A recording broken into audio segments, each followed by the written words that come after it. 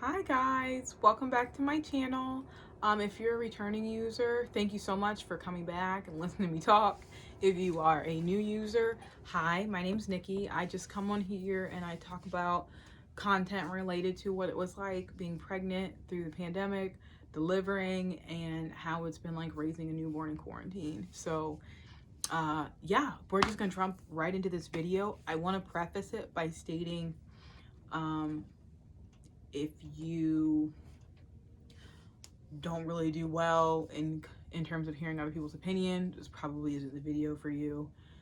If you're sensitive to topics that you feel like don't have any real space in what's happening in the world right now, this isn't the video for you. If you strongly believe one way and that's it, and you're completely closed-minded and you have real no interest in um, possibility of anything else, this is not the video for you.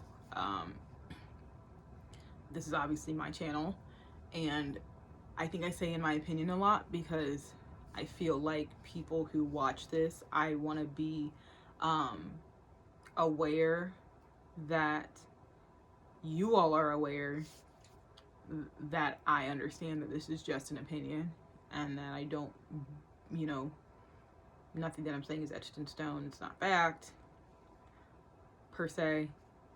It is really just my opinion, but duh, it's my channel. So I just want to say that this video is, it's something that needs to be talked about. It's something that's been on my heart lately with everything that's happened in the world, happening in our country, has happened in our country, whether or not people want to talk about it or not talk about it, and it is becoming so prevalent, especially with the fact that my child has an African American mother and a Caucasian father. So it's kind of gonna get a little deep, but I think it's important. My child is biracial. So I am an African American woman. I'm adopted. I don't know anything about my biologicals. I know they're from Detroit. I know that I have other siblings out there that are biological. I have no interest in meeting them. I have no interest in finding them. I've never have, even with the rise of social media. I don't care. It's nothing against them. It's just like, that's not my family. My family is the family I grew up with and I was raised with, and that's the family that adopted me, the parents that adopted me, the siblings that I've been raised around. Those are my siblings. But that is an topic for another video. The video that I'm focusing on today is that the father of my child is white and I am African American, and we have a baby and our child is biracial. Okay, so I feel like interracial dating and the number of interracial babies that are being born, created, I think is rising, which is, you know, it's beautiful for the fact that there aren't these barriers or roadblocks that people feel like are in the way in terms of being able to go after what you want or be with who you want, express your love how you want. I think that's beautiful. It's a beautiful thing. But I think it needs to be said also that it's not gonna matter that her dad's, you know, white. The world will look at her and see her as, the world should look at her and see her as a biracial woman, but the world will look at her and see her as a African American woman. That's the way she'll be treated, and you know, that's, I don't really, I'm sure I should look at it as good or bad, but I look at it as just, it is. I know with the killings and murderings of African American men by cops all over this country. I know that a lot of mothers are afraid to have sons, and a lot of mothers really worried about when their cute little 3 or 4-year-old child is going to stop being perceived as cute and start being perceived as a threat. When I was younger, I really, really, really wanted boys. All I wanted was boys. I was like, I grew up with 4 sisters. I hated it because I never felt like I fit in.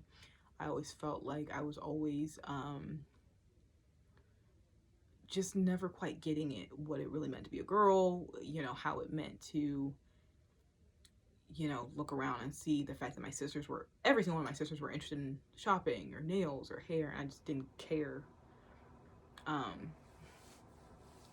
All I wanted to do was talk about sports and play sports. That's all I wanted to do. And I was just like, I'll never be able to handle a girl. I'll never be able to understand a girl. I'll never be able to, I'll never fit with a girl. A girl would never want me as her mother. Everything that I thought what it meant to be a girl, I was like, I'm not good at. And I don't want to embarrass or hurt or make my child think that, I'm not the type of person that she would want as a mother. So I never wanted a girl ever. I always wanted boys. I just thought I would be a better mom to a boy than I would be to a girl. That was, college, 19, 20, 21, 22. I always thought that. And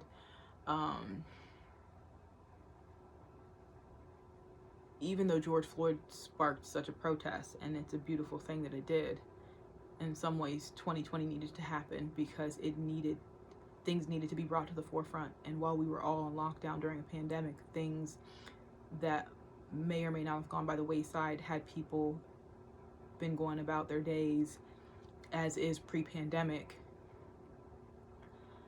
this may not have garnered as much attention.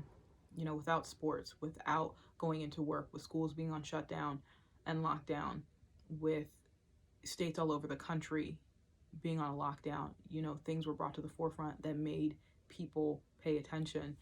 And George Floyd was one of them. And that's great. That's awesome. I think, it's about damn time. People used to tell me all the time. I used to hear it on a daily.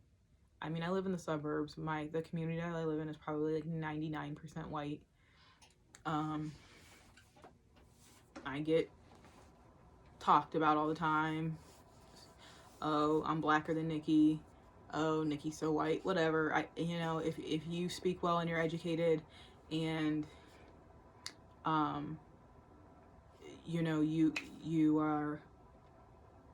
you're able to carry yourself within different communities other than what you look like, people are gonna say stuff about you, and that's okay. I've grown up with it. My siblings have grown up with it. That's fine. It doesn't hurt my feelings. It doesn't bother me. I don't know if people just care to see if they want a reaction out of it, or if that's just, normal conversation. I don't know. It really, really doesn't bother me. But I heard a lot that, racism didn't exist in America because, we have a black president. And if anything, what 2020 did, I think, was bring to the forefront the fact that, we're not crazy. This stuff isn't exaggerated. We're not carrying on because we have some vendetta against people who aren't even alive anymore, in terms of slave owners and, civil rights, police officers, and things that happened in the 60s and 70s. It wasn't blown out of proportion. It's not something that we're just continuing to run after to basically just continue to keep hyping it up, because it doesn't matter. And George Floyd brought to the forefront that racism is still very prevalent in America. things still very much happen to African Americans. The fact that African American females die at a disproportional rate compared to Caucasian women in labor is another form of racism that is just hasn't been addressed until, you know, again, 2020 brought it to the forefront. I was pregnant in 2020, and my sister really talked to me about going to the hospital and making sure that I was advocating for myself, and sat the father of my child down and talked to him and said, you know, if Nikki's feeling anything, you need to speak up and you need to let them know that this is how she feels. You need to advocate for yourself, because many articles have come out, stories have come out about Black women who have died this year. 2 doctors that I just read about passed. One had given birth to her daughter. She was a doctor and she passed. And another one just passed last week after she filmed the fact that she felt like she was getting inadequate care, and the fact that she felt like no doctors weren't listening to her, and she felt like it was because she was African American, because of color of her skin. I've kind of lapsed off the point, but I wanted boys for so long. I really did. That's all I wanted was boys. And I don't know why. Probably about 3 or 4 months into my pregnancy, I remember sitting down talking to my best friend, and I was just like, I really want a girl. I don't know what it is, but I really, really, really want a girl. I was like, I'm gonna be so mad if I have a boy. Like, I don't want a boy. I really just don't want one. I really want a girl. Like, so, but I kept telling her, I was like, I think it's a boy. I think it's a boy. And my best friend would respond back and be like, well, I don't believe you think it's a boy. I believe you think it's a girl, but you're trying to convince yourself that it's a boy, so you're not disappointed, which is so true, because that's really what I was trying to do. But I really wanted a girl. I wanted a girl so bad. And I got her, and she's great, and she's wonderful, and she's beautiful, and she's so funny, and she's healthy, and she's smart. But I wonder where those feelings were coming from, in terms of saying for so long I wanted a boy, for so long. And I kind of wonder if the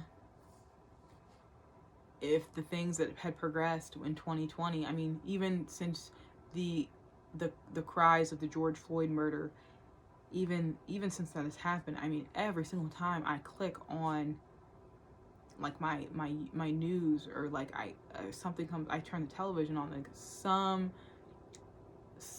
man is being killed or has been killed by a police officer. 2 men were just shot and killed in Columbus this past week, and it's just like, I wonder if, like, subconsciously I really was just like done with the idea of having boys, because, you know, even if they're biracial, even if their mother is Black and their father is white, they're still deemed a threat to society. And I don't know if I wanted to carry that with me, with the thought of having a boy. I love sports. I think I've mentioned that before.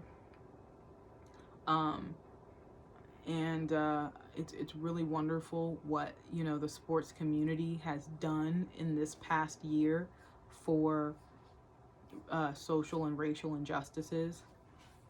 But unfortunately, the world doesn't see us that way. And, you know, having a biracial child,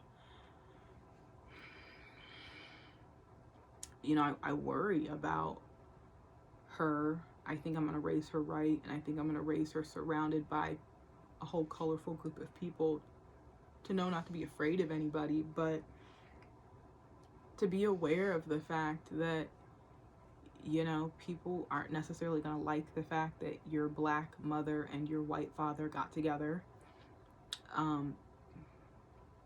People aren't necessarily going to like the fact that, you know, you're biracial and you're comfortable and you're secure within yourself. You know, it's been a wonderful year of growth and determination for this country this year, but it's also been very sad because I feel like a lot of people that, you know, you think that these deal breakers don't apply to them, a lot of people found out this year that they did. These deal breakers about race and sex and inequality.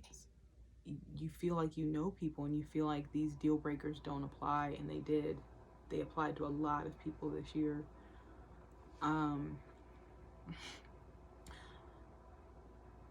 The father of my child literally told me that you know, racism wasn't real and it's not that serious, and you know, it's just kind of in my head and I don't really know what I'm talking about, and you know, people aren't like that anymore.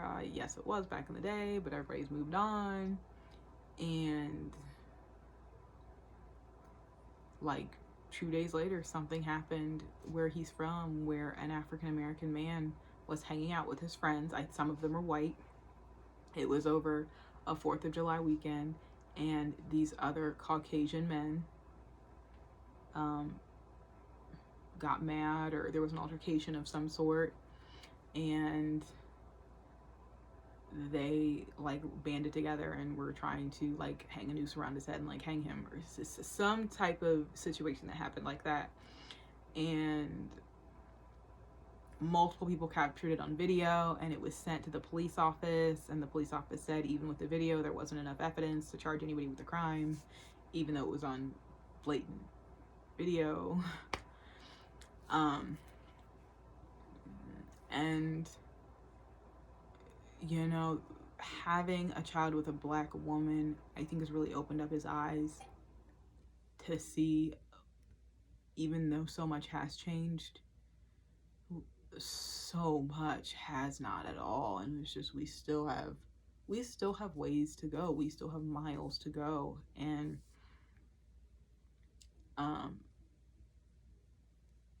I believe that I've dealt with racism. I've never had anybody call me like the N-word to my face. I don't say the N-word. I think it's a disgusting word. I don't use it, and I'm not even going to use it when I'm talking about the actual word. I've never had anybody call me the N-word to my face. I'm presuming, because I live in a community of like 99% white, that I'm sure that not everybody around in a community I live in is accepting of African Americans, or maybe necessarily doesn't have, maybe may have had parents or grandparents who weren't, you know, accepting, and may or may not have passed those views down. I don't know. When my family and I first moved into this neighborhood, our house got egged. Did that have to do with race? I don't know. We were the only African American family in the neighborhood, so I mean, I don't really know what other variable could have been the reason why. It could have just been kids playing around, but you know, our house did get egged. I've never had any type of racial slurs hurled at me.